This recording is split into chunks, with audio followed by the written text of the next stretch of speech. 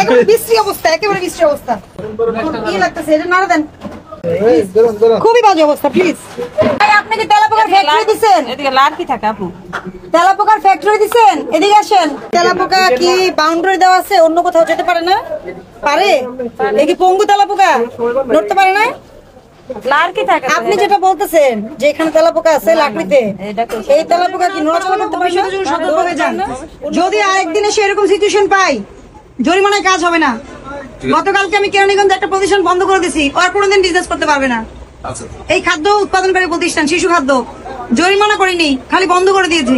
ঠিক আছে, আপনার বাইরের পরিবেশটা খুলতে বলেন, সবার দোকান খুলতে বলেন। সব খোলা খোলা। আমি রোদের জন্য নামাই রাখছেন, এগুলো কি উঠতেছে? একটু কামড় দিবে। কি করবে এই জায়গায় আপনার টাকা বানাইছে ভাঙেন নাই কেন? মূল্য তালিকা আছে? বা রান্না কোথায় হয়? বাসায় রান্না হয়। মূল্য তালিকা দেখে পরিষ্কার পরিচ্ছন্ন পরিবেশ সুন্দর ভাবে খাওয়াবেন।